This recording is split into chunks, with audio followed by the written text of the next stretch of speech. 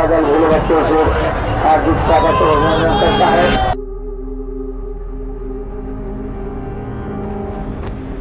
ವಿಶ್ವದ ಅತಿ ದೊಡ್ಡ ಧಾರ್ಮಿಕ ಹಬ್ಬ ಕುಂಭಮೇಳ. ಇದಕ್ಕಿರೋ ಇತಿಹಾಸ, ಪೌರಾಣಿಕ ಕಥೆ, ಭಕ್ತಿ, ವಿಜ್ಞಾನ ಕೋಟ್ಯಾಂತರ ಜನರನ್ನ ಆಕರ್ಷಿಸುತ್ತೆ. ಇತಿಹಾಸದ ಪ್ರಕಾರ ನೋಡೋದಾದ್ರೆ ಈ ಕುಂಭಮೇಳ ಕತೆ ಆರಂಭ ಆಗಿದ್ದು ಸಮುದ್ರ ಮಂಥನ ಅನ್ನೋ ಪುರಾಣಿಕ ಘಟನೆಯಿಂದ. ಸಂಸ್ಕೃತದಲ್ಲಿ ಕುಂಭ ಅಂದ್ರೆ ಕಲಶ ಅಥವಾ ಹಂಡೆ ಅಂತ ಅರ್ಥ. ದೇವರು ಮತ್ತೆ ಅಸುರರು ಸಮುದ್ರ ಮಂಥನ ಮಾಡುವಾಗ ಧನ್ವಂತರಿ ಅಮೃತ ಕುಂಭವನ್ನ ತೆಗೆದುಕೊಂಡು ಬರ್ತಾರೆ. ಅಸುರರಿಗೆ ಅದು ಸಿಗ್ಬಾರ್ದು ಅನ್ನೋ ಕಾರಣಕ್ಕೆ ದೇವೇಂದ್ರನ ಮಗ ಜಯಂತ ಆ ಕುಂಭವನ್ನ ಹಿಡ್ಕೊಂಡು ಓಡಕ್ ಸ್ಟಾರ್ಟ್ ಮಾಡ್ತಾನೆ. ಸೂರ್ಯ, ಶನಿ, ಬೃಹಸ್ಪತಿ ಮತ್ತು ಚಂದ್ರ ದೇವತೆಗಳು ಆ ಕುಂಭವನ್ನ ರಕ್ಷಿಸಲಿಕ್ಕೆ ಮುಂದಾಗ್ತಾರೆ. 12 ದಿನಗಳ ಕಾಲ ಕುಂಭವನ್ನ ಹಿಡ್ಕೊಂಡು ಓಡ್ತಾನೆ. ಜಯಂತ ಓಡ್ತಾ ಇರುವಾಗ ಅಮೃತ 4 ಜಾಗದಲ್ಲಿ ಸುರಿಯುತ್ತೆ. ಹರಿದ್ವಾರ, ಪ್ರಯೋಗರಾಜ, ಉಜ್ಜಯಿನಿ ಮತ್ತು ನಾಶಿಕ್ ತ್ರ್ಯಂಬಕೇಶ್ವರ್. ಅಮೃತ ಬಿದ್ದ 4 ಸ್ಥಳಗಳು ನದಿ ದಡದಲ್ಲಿ ಸ್ಥಿತ ಆಗಿದೆ. ಹರಿದ್ವಾರದಲ್ಲಿ ಗಂಗಾ, ಪ್ರಯೋಗರಾಜಲ್ಲಿ ಗಂಗಾ ಯಮುನಾ ಸರಸ್ವತಿ ಸಂಗಮ, ಉಜ್ಜಯಿನಿಯಲ್ಲಿ ಕ್ಷಿಪ್ರಾ ಮತ್ತು ನಾಸಿಕ್ ತ್ರ್ಯಂಬಕೇಶ್ವರಲ್ಲಿ ಗೋದಾವರಿ.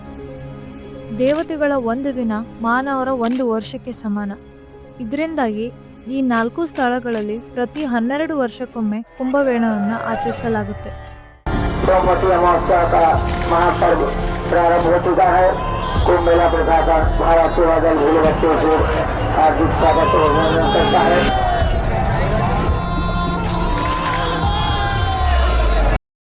ಬ್ರಿಟಿಷ್ ಆಳ್ವಿಕೆ ಸಮಯದಲ್ಲಿ ಕುಂಭಮೇಳದಲ್ಲಿ ಜನಸಂಖ್ಯೆ ಹೆಚ್ಚಾಗ್ತಾ ಹೋಗಿದ್ದ ಕಾರಣ ಬಹಳಷ್ಟು ಅವ್ಯವಸ್ಥೆಗಳು ನಡೀತಾ ಇತ್ತು. 1894 ಹರಿದ್ವಾರ ಕುಂಭಮೇಳದಲ್ಲಿ ನಡೆದಿರೋ ತೂಗುಬಾರದಿಂದ ಸಾವಿರಾರು ಜನ ಸಾವನ್ನಪ್ತಾರೆ. ಇದರಿಂದಾಗಿ ಕ್ರೌಡ್ ಕಂಟ್ರೋಲ್ ಅನ್ನೋ ತಂತ್ರಗಳು ಆರಂಭವಾದವು. 19ನೇ ಮತ್ತು 20ನೇ ಶತಮಾನದಲ್ಲಿ ಭಾರತೀಯ ರೈಲು ವ್ಯವಸ್ಥೆ ಬೆಳೀತಾ ಇದ್ದಂಗೆ ಯಾತ್ರಿಕರ ಸಂಖ್ಯೆ ಕೂಡ ಗಣನೀಯವಾಗಿ ಹೆಚ್ಚಾಯಿತು. ಭಾರತಕ್ಕೆ ಸ್ವಾತಂತ್ರ್ಯ ಸಿಕ್ಕಾದ ಮೇಲೆ ಕುಂಭಮೇಳವನ್ನು ಅತಿ ಶಿಸ್ತುಬದ್ಧವಾಗಿ ಆಯೋಜಿಸ್ತಾರೆ. 1989 ಪ್ರಯೋಗರಾಜ ಕುಂಭಮೇಳದಲ್ಲಿ 3 ಕೋಟಿ ಜನ ಭಾಗವಹಿಸಿದ್ರು. 2013 ಪ್ರಯೋಗರಾಜ ಕುಂಭಮೇಳದಲ್ಲಿ 10 ಕೋಟಿ ಜನ ಅಂದ್ರೆ 100 ಮಿಲಿಯನ್ ಜನ ಭಾಗವಹಿಸಿದ್ರು. 2019 ನಡೆದ ಕುಂಭಮೇಳ ವಿಶ್ವದ ಅತ್ಯಂತ ದೊಡ್ಡ ಧಾರ್ಮಿಕ ಮೇಳ ಅಂತ ಗುರುತಿಸಲಾಗಿತ್ತು. ಕಾರಣ 24 ಕೋಟಿ ಅಂದ್ರೆ 240 ಮಿಲಿಯನ್ ಜನ ಭಾಗವಹಿಸಿದ್ರು.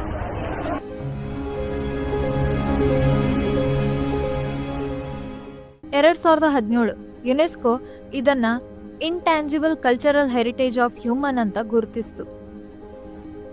ಪ್ರಯೋಗರಾಜ್ ಮತ್ತು ಹರಿದ್ವಾರದಲ್ಲಿ ಪ್ರತಿ 6 ವರ್ಷಕ್ಕೊಮ್ಮೆ ಅರ್ಧ ಕುಂಭ ನಡೆಯುತ್ತೆ.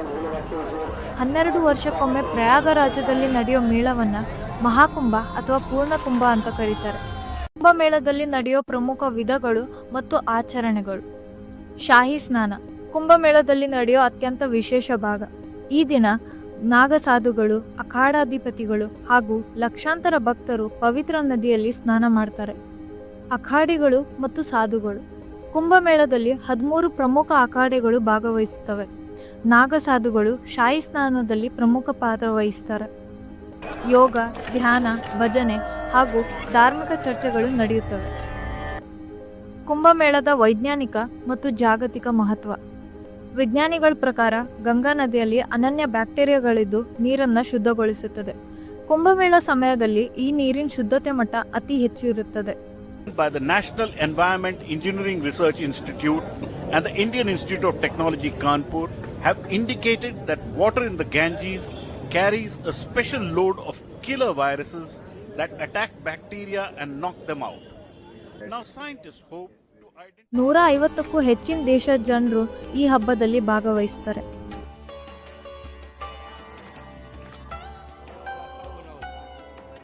Guinness book of world record ಪ್ರಕಾರ ಕುಂಭಮೇಳ ವಿಶ್ವದ ಅತಿ ದೊಡ್ಡ ಧಾರ್ಮಿಕ ಸಮಾರಂಭ.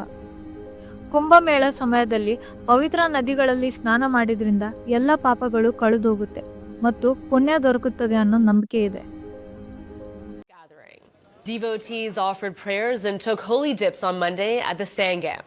ವಿಡಿಯೋ ಇಷ್ಟ ಆಗಿದ್ರೆ ಲೈಕ್ ಮಾಡಿ, ಶೇರ್ ಮಾಡಿ, ಹಾಗೆ ಸಬ್ಸ್ಕ್ರೈಬ್ ಮಾಡಿ. Thank you.